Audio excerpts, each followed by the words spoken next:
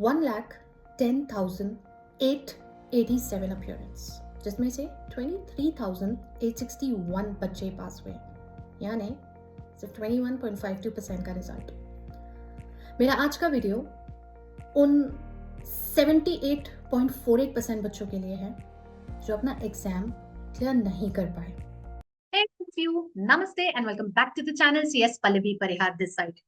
तो आज बात है उन 87,026 बच्चों से जो अपने CA फाउंडेशन के जनवरी 25 के एग्जाम को क्लियर नहीं कर पाए।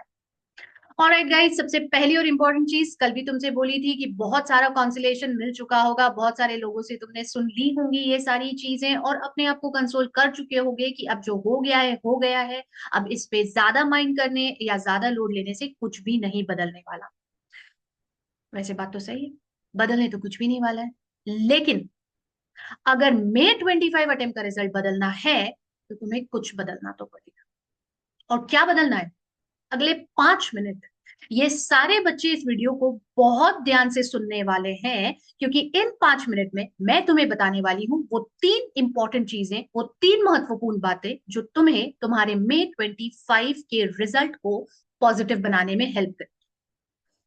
पहली और सबसे ज्यादा इंपॉर्टेंट चीज, तुम सब लोगों का स्कोर शीट तुम्हारे सामने है ना? इस स्कोर शीट को अभी के अभी मेरे सामने मेरे साथ में ओपन करके बैठो and check back the subjects जिन सब्जेक्ट्स में तुम्हें 40 से कम मार्क्स। एग्जैक्टली वो पेपर्स जिसमें तुम 40 यानी कि पासिंग क्राइटेरिया जो था वो अचीव नहीं कर पाए। दिस इज द पेपर और द सब्जेक्ट जिस पर तुम्हें अगले 60 दिन बहुत ज्यादा काम। दिस इज द पेपर और द पेपर्स जिसे तुम्हें पूरा स्क्रैच से दोबारा पढ़ना है, बिल्कुल जीरो से वापस पढ़ना है बच्चों, क्योंकि ये वो पेपर है जिसमें हो ना हो कंसेप्चुअल क्लैरिटी तुम्हारी कम। I am pretty sure accounts या लॉ, इन्हीं दोनों में से ये एक पेपर होगा मोस्ट ऑफ द केसेस में जो बच्चों का होता है। उस हिसाब से तुम्हें बता रही हूँ, अकाउंट्स या फिर बिजनेस लॉस। कहीं कंसेप्चुअल क्लैरिटी मिस हो रही है, कुछ चीजें हैं जो कि अप टू द मार्क नहीं आ रही है, और बस उसी कारण से तुम्हारे नंबर गए, क्योंकि तुम यहाँ पर पास भी नहीं हो।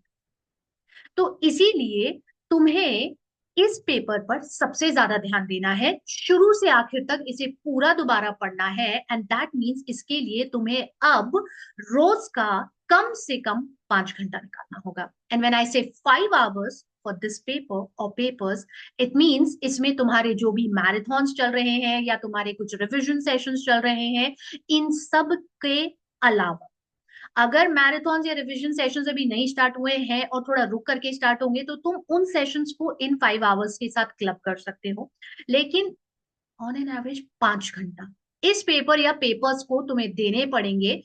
और इसे पूरा स्क्रैच से पढ़ना बच्चों, ये ख्याल भी दिमाग में मत आने देना कि ये प्रोविजन मैंने पढ़ा हुआ है या ये एंट्री तो मेरे को आती है या ये चीज या कंसेप्ट तो मेरे को पता है। तुम्हें इसे पूरा जीरो से पढ़ना है। First and the most important thing, अपने दिमाग से निकाल देना तुमने जनवरी में एग्जाम दिया भी, क्योंकि जितना बैक ऑफ द माइंड में ये चलता रहेगा ना, जनवरी में एग्जाम दिया, जनवरी में एग्जाम दिया, जनवरी में एग्जाम दिया, उतना ज्यादा तुम मे अटेम्प्ट की तैयारी पे कॉन्सेंट्रेट नहीं कर पाओगे। So just forget it out कि तुमने जनवरी में एग्जाम दिया। जीरो से पढ़ना है उस पेपर को जिसमें 40 से कम नंबर। दूसरी बात, अब आओ उस पेपर के ऊपर या उन पेपर्स के ऊपर जिनमें तुम्हारे मार्क्स 40 से ज्यादा थे और 60 या उससे कम। That is a good score. तुम इन पेपर्स में जो इन्हें पास करने का क्राइटेरिया है वो अचीव कर पाए। इनफैक्ट अगर तुम 60 मार्क्स लेकर के आ गए हो तो बहुत ही अच्छी बात। अब ये वो पेपर है जहां कंसेप्चुअल क्लैरिटी तो आई है, जहां पर छोटी मोटी कमियां रही होंगी, कुछ छोटी छोटी सी सिली मिस्टेक्स हुई होंगी, और या फिर ये भी हो सकता है कि तुम्हारे प्रेजेंटेशंस जो कि नीडेड होते हैं एग्जाम में और जो कि स्पेशली थ्योरी पेपर्स यानी सब्जेक्टिव पेपर्स में लगते हैं, जैसे कि अकाउंट्स और लॉ में, वो स्किप हुआ है। इन पेपर्स को तुम्हें दिन का कम से कम 3 घंटा देना पड़ेगा। यहां अगर तुम अपने नोट्स या जो रिविजनरी नोट्स या जो तुम्हारे चार्ट नोट्स या बुक्स हुआ करते थे उनसे भी पढ़ सकते हो। स्क्रैच जैसा बिल्कुल जीरो से पढ़ने जैसा तो यहाँ पर नहीं होगा, लेकिन इसे लेना एक थरो डिटेल्ड रिविजन की ही तरह। और तीसरी बात, वो पेपर्स जहां पर तुमने 60 से ऊपर स्कोर करा है, टैप योर शोल्डर्स, क्योंकि ये स्कोर तो काफी अच्छा है। और इसका ये मतलब है कि इन पेपर्स को अगर तुम दिन का 2 घंटा भी देते हो तो तुम बहुत अच्छे से रिवाइज कर पाओगे। बट मैं फिर एक बार बोल रही हूँ, अपने दिमाग से ये थॉट निकाल के बाहर फेंक देना कि तुमने जनवरी का अटेम्प्ट दिया था, क्योंकि तुम जितनी बार भी ये सोचोगे ना बच्चों, मुझे पता है ये टफ होता है, आई टोटली अंडरस्टैंड कि ये टफ होता है, लेकिन तुम्हें ये करना पड़ेगा। तुम्हें अपने माइंड से थॉट निकालना है कि तुमने जनवरी अटेम्प्ट दिया था। तुम बस अपने दिमाग में ये फीड इन करो कि तुम्हारा एग्जाम मई में है, तुम मई में एग्जाम दे रहे हो, तुम मई में एग्जाम दे रहे हो, तुम उसके हिसाब से तैयारी। तो ये 3 पार्ट्स में इस तरीके से अपने सब्जेक्ट्स, अपने पेपर्स सामने रखो। 5, 3 और 2 घंटे की पढ़ाई, इस तरीके से इन पेपर्स को देना है। और उसके बाद तुम खुद देख लेना, 15 दिन अगर तुम ये स्ट्रैटेजी फॉलो कर रहे हो ना, तुम ऑटोमेटिकली कॉन्फिडेंस गेन करने लग जाओगे। 15 दिन।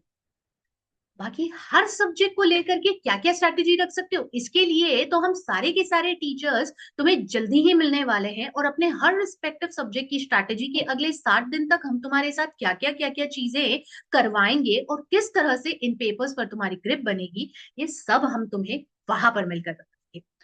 अभी के लिए अगर तुम्हें ये वीडियो पसंद आया हो तो इसे लाइक जरूर करना, इसे शेयर करना अपने उन दोस्तों के साथ भी जो, अगर तुम सक्सेसफुल हो और वो सक्सेसफुल नहीं हो पाए थे, तो उनके साथ शेयर करना। And if there is anything जो तुम्हें लगता है कि हम इसमें ऐड कर सकते हैं, या anything that you want me to talk more about, कुछ और जो हमें बात करना है या करना चाहिए, मुझे नीचे कमेंट सेक्शन में जरूर बताना। आज के लिए बस इतना ही, जल्दी मिलूंगी अगले वीडियो में। तुम्हें तब तक अपना खूब अच्छे से ध्यान रखो और पढ़ाई करते रहो। नमस्ते।